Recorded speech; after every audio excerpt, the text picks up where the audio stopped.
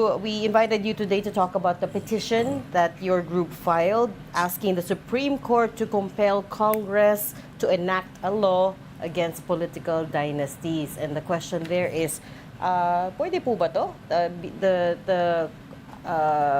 Congress being a co-equal branch of the Supreme Court, can they compel? Well, I think the point is that there must be a system of checks and balances, and the ultimate move is the Supreme Court in this case. So this is going to be a precedent, right? The precedents on whether the Supreme Court has that power. We are not the only ones. No, we are the third group that has filed the petition, and we are hoping. You know, they say that the Congress is the purse, the executive is the sword, and the Supreme Court is the conscience of the nation.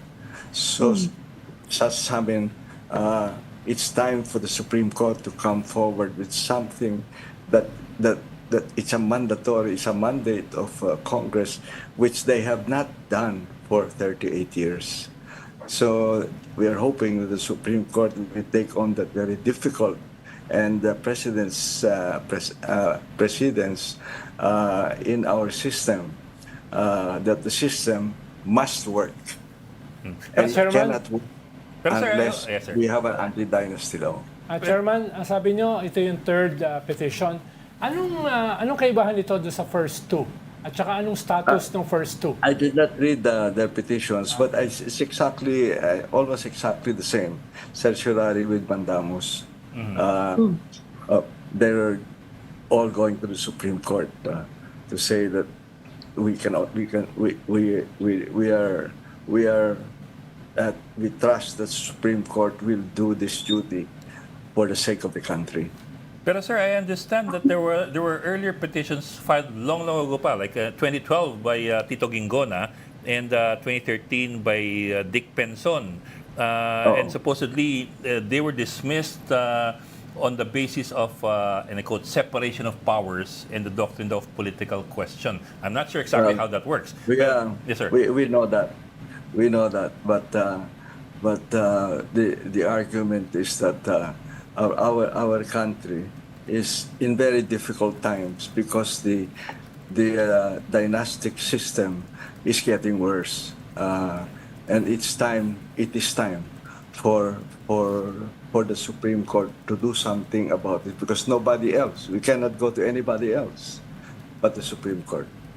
Actually, Attorney, it will not be the first time for the Supreme Court to get involved in executive actions, no? Kasi yung merit of kalikasan sa Manila Bay, parang utos yun, di ba? Nalinisin nyo nga yung Manila Bay, and it was issued to several specific departments. So, ano pong tingin nyo na medyo pareho ba yung kaso na yan? I don't want to make any predictions now because sub judice yung kaso namin. But we are hoping that the Supreme Court will really study this issue very much and realize that we do need to somebody has to mandate Congress to comply with its constitutional duties. No? So, Attorney, yung sa writ of kalikasan, sumunod naman yung executive. Nilinis naman yung Manila Bay, although nagkaroon nga ng, well, it's a spotty compliance. Pero paano kung ang Kongreso hindi sumunod pag inutusan ng Supreme Court? What will happen? That's a good question you're asking me, because I myself have an option in mind if we're going to dismantle and get rid of this dynastic system. And to me, the lesson of the pandemic is very important. If you notice during the pandemic, when we talk about getting rid of dynasties, we want a transformation in our country. And palang it's transformation from top to bottom. But if you notice during the pandemic, what happened? Within each communities, people with the means helped those who needed help. In other words, transformation can start from the ground, going up. Then I think if the Supreme Court doesn't act on this, and Congress doesn't do anything about it, the solution is for us to have a new generation of leaders. You look at the statistics.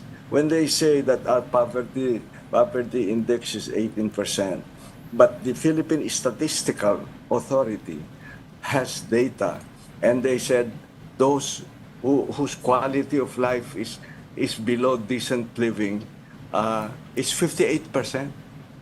So when I go to the poor, I say, do you know that you have sovereignty of numbers? Now, you can change things in our country because you are a majority. You're 58%. And you start at the barangay level, and 3 years later at the municipal, 3 years later at the provincial, and so on, until we have a new generation of leaders. And we need the help of the church, we need the help of media, and we need the help of NGOs and businessmen with a conscience for this, so that we will have, the poor will be encouraged to run for the barangay elections, young, with good values and so on, and 42,000 barangays in this country, and we can start with this kind of approach and help for a new generation of leaders. And when the poor have already empowered to act by themselves, we are only intermediaries. We have vision for office. So once the poor are already empowered to do this, we step back and we let the new generation of leaders run this country. Chairman, may mga grupo ng ex-generals na naglalabas ng statement this past few months, especially last year, na calling also sa implementation ng anti-dynasty provision ng ating konstitusyon. Pero mas skeptical sila of this prospering within the present political system, especially a system of dependency at saka concentration of power. Kaya parang may pagkiling sila na only a revolutionary government can really implement an anti-dynasty provision. Anong tingin niyo sa ganung klaseng Yes, I know about it, but the military, as you know, arising from the 1989 attempted coup d'etat, now the military was shooting at each other. They decided that they will not do anything for the country that is beyond the four corners of the Constitution. That's why when Duterte, when he came aboard and he wanted to have a revolutionary government to replace himself as an elected president. You remember that? Yes. Who was the first? Who were the first who said we cannot participate in that? It was the military. So I think the military can really help, but I don't think the solution is a revolutionary government of the military. Yeah. But so there are several examples din naman from the ground going up. BARM. Just among them, BARM. The BARM passed the local government code of BARM for... well, it has an article that says bawal ang magkakamag-anak to the second degree of consanguinity and affinity. Pero that's only beginning 2028, so meron pang konting palugit. There's also the BARM Electoral Code which prevents second degree relations from running for the Bangsamoro Parliament. So from the ground, mukhang may ganun na rin. Yun lang, it's very very specific. That's why it's a good testing ground yung yung BARM, no. So alam nyo, when we were discussing this in the Constitutional Commission, that how do we make sure it's a participatory democracy, and the answer is that then we should ban political dynasties. And sa amin, among ourselves, we're discussing this. But what if our democracy improves, with over time? Tapos nasa Constitution yung 4 degrees or 5 or 6 degrees. And you need a constitutional change. So we left it to Congress and say maybe we can trust Congress. Now, when our democracy does not need that kind of prohibition anymore, ibababa nila 2 degrees. Maybe May flexibility. do away with political dynasty. We made a mistake, right? As I always say, we had 2 shortcomings in the Constitutional Commission. One is we overestimated the spirit of EDSA, and the other is we underestimated the greed of politicians for power and money. And this is one example of that. And actually, that was what I was going to ask Attorney Monsod. No, in your petition, what definition of political dynasty is reasonable to you?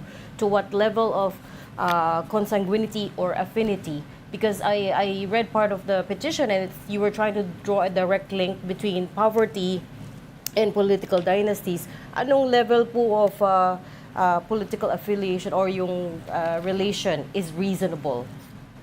I think 4 degrees. Up to 4 degrees. First cousins. Up to first cousins. Up to first cousins, ibaban. First cousin. Yes, ang prohibition. Chairman, mahalaga yung sinabi nyo kanina, no? Na overestimate nyo yung spirit Spirit of ng EDSA. EDSA, yung higher purpose, at na Underestimate nyo yung greed of the nung politicians. sabi nga ni Cardinal Sin ay yung mga si Alibaba na tanggal pero yung 40 thieves na iwan, no? So, ngayon ba, Chairman, tingin nyo yung ganung klaseng pagtingin ay nagbago na? Good po talaga yun. O baka mas I tumindi think- yung I greed think- ngayon, no? At yung spirit ng EDSA ay lalong nagwin. Well, that's why I think we have to go back to our beginnings. And there are some evidence already that there is a hope of transformation from the bottom up. As I already said, no, yung what happened in the communities, and there are good mayors who are incorrupt and who are very capable that have been there. Elected to office. So meron ng some steps up already, some improvement at the ground level. We just have to enlarge that so that it's a rebellion. It's a rebellion through fair and credible elections. It's a revolutionary movement without violence, but with our right to vote, using our right to vote. Kaya nga, ganyan eh. Tingnan ninyo nga yung sinabi ko, 58%. Sovereignty of numbers is with the poor. Sir, Attorney, isabi speaking nga of ninyo, elections, pwede ba akong kumambyo ng konti?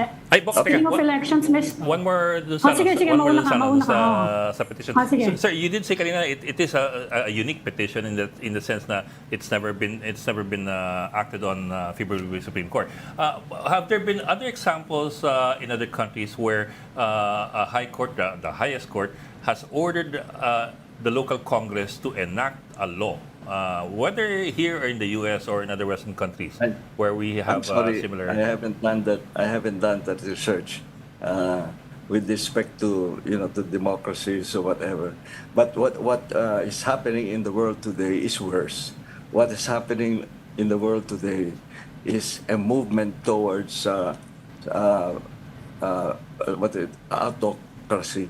If you should read the book about democracy. Is a narrow corridor between autocracy and anarchy, and it's very difficult to get in there. But what there you can improve yourself and so on. And the question is, where are we in that narrow corridor? You should read the book. Okay. Ami. Attorney, cambio lang ako kasi nabanggit niyo election. I used to work with the Commission on Elections. There's a story today na ang Metro Manila daw, napakarampant daw, the most rampant daw ang vote buying in the National Capital Region. Nakikita ba kayong dito? Solusyon. I can believe that because napakalaki ng pork barrel nila ngayon. Remember that is the budget problem.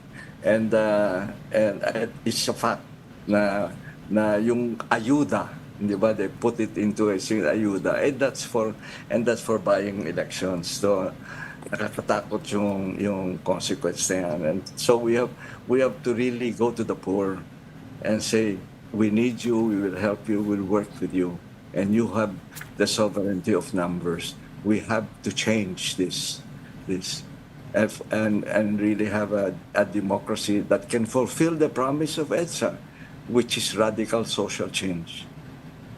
Pero di ba, Chairman, Magre-resonate kaya yun? Magre-resonate kasi karamihan dyan sa mga pura, immediate ang instant gratification kailangan yan. Mga pangangailangan nila are really immediate and kung sino yung Well, that's makakapagbigay. true. Siyempre. That's true that, sinabi rin sa akin yun nung mga farmers at Hacienda Luisita when they said that baka better to stay with the Cojuangcos rather than get land. Kasi ang buhay namin man okay, no? Doon baka masama pa ang buhay namin yun. But they finally decided, yes, we want the land ourselves. Kasi sa akin, we really have to work hard. Those of us who are intermediaries in this transformation that from the ground up. But we did it at EDSA. When I organized NAMFREL, I went to 55 provinces. And the easiest to organize were the poor. Tatanong nila, sir, ito ba makakatulong ibagsak ang diktador? Sabi ko, makakatulong yan. Magkakaroon tayo ng pagbabago. And in 4 months, we had 500,000 volunteers. How many died in the election of February 7? We had nine casualties there, all from the poor. So there is hope there. If we help them get hope that it can be done with our help, and once they're empowered, the country is already a participatory democracy. We step back. pero di ba, Chairman, kahit very noble itong petition nito, dahil isa ito sa pinakamahalagang provisions ng ating 87 People Power Constitution, itong anti-dynasty provision. Kaya talagang kailangan itong petition nito. Pero di ba dahil sobrang pervasive yung concentration of wealth, concentration of political power, sobrang pervasive ng inequality na very structural as well as institutional, di ba kinakailangan talaga na hindi patsi-patsi? Ibig sabihin na, halimbawa, yung ating election system, habang ganyan yung ating election system, ay ang hirap magpanalo ng mga alternative leaders at saka politicians, katulad ng sinasabi nyo. Di ba, it has to go hand in hand. Education. We've had 3 education secretaries which belong to our progressive movement. Pero hanggang ngayon, 60% ng botante na kabataan ay hindi masyadong alam kung ano nangyari ng EDSA. So, yan yung mga weaknesses ng ating institutions na kinakailangan sabay-sabay harapin. I think we have to really sit down and talk sincerely to the poor and say that you are the hope of the country. You may not know it. You're the hope of the country. And we'll do help you. We'll try our best to help you. We need the church. We need business with conscience, and we need media for this. We did it before when we were able to bring down Marcos in a peaceful revolution, and we can still do it with the sovereignty of powers through the use of the vote. There are a number of petitions that the Supreme Court is handling right now, Attorney Monsod, no?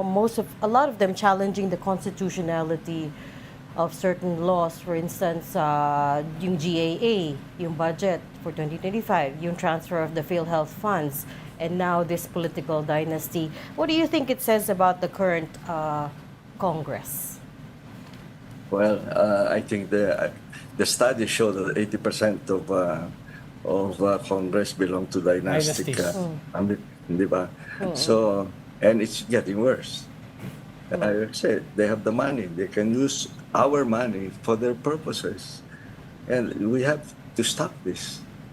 We have to stop this.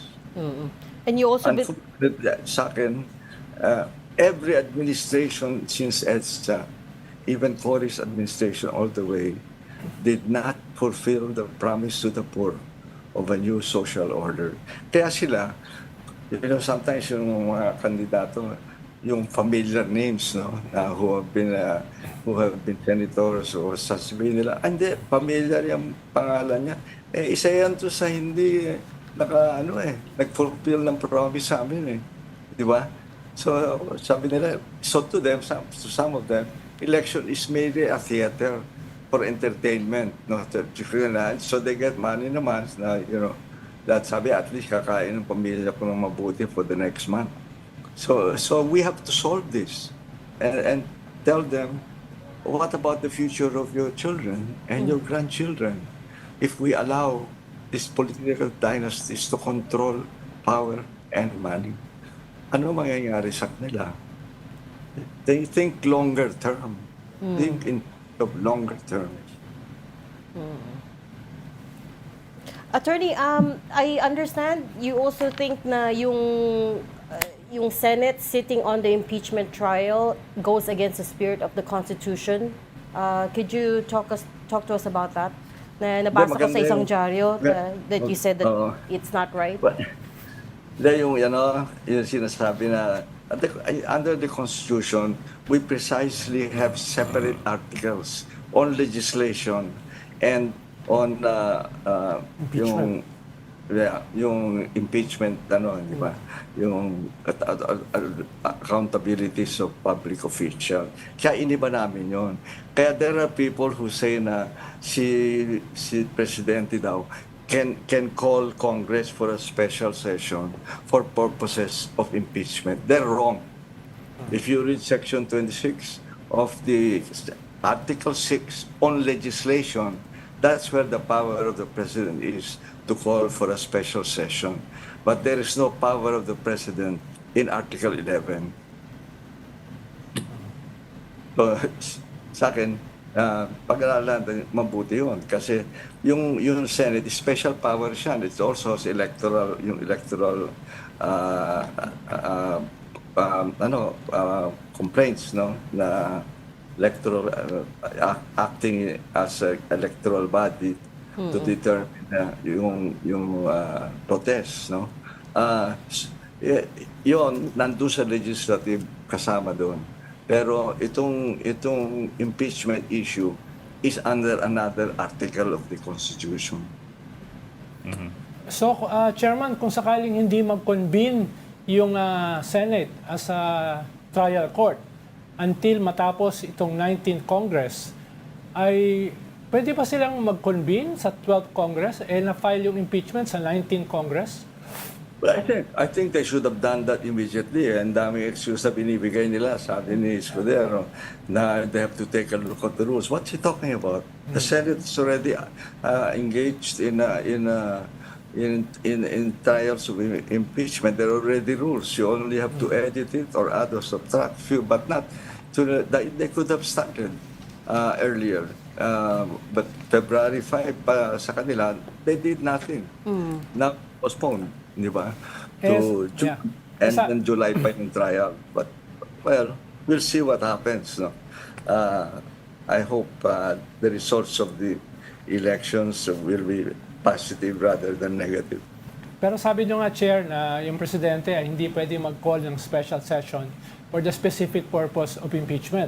Tapos yung Senate naman is foot-dragging yung pag-convene nila sa trial court. No? So, what has to give? Limited na yung panahon, no?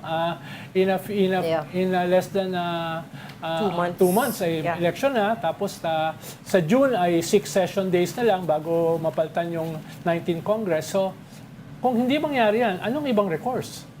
Well, it's sa akin, the Senate, alam mo, yung was very shallow reasoning about the need for more time and so on. And there was ever an opinion that the Senate is in recess and therefore that cannot be interrupted. Wow, gee, what a shallow reasoning. Di ba? We are talking here about the impeachment of Vice President. Di ba? For corruption and so on. That is very important. And I think the senators, no one of them wanted to have a trial or the start of a trial before elections kasi makakaalaman. Maapektuhan. At ito, planito leaning ito, bata pa ito nito, and so on. And they might lose votes. So they'd rather not have the on television the impeachment trial na mabibista sila kung ano talaga klaseng tao sila. It's all political. It's all Pero attorney, ulitin ko lang yung tanong ni Ronald. Pwede siyang sumampa sa 20th Congress. Kasi sinasabi yun ni Chis Escudero, it's a quasi-judicial function. Pag nag-oath-taking daw sila sa etong June, pag naumpisahan na at nagumpisa na, pwedeng kahit hindi matapos, since it's the court, not the persons who are trying the Vice President, pwede siyang tumuloy-tuloy sa 20th Congress. Tama ba yung interpretation na yun? No, kasi the Senate is a continuing body. Yeah. The House So pwede? the Senate is a continuing body. Yes. Pero So paano, pwede Chair? na siya. Paano, Chair, kung hindi siya the newly elected senators can participate. Yes, pwede continue. Kahit hindi sila nag-convene sa 19th Congress? Halimbawa, Yes. hindi sila makapag-convene. 12th Congress na. Yes. Nasampa yung Yeah. impeachment sa 19th Congress. 19. Oh.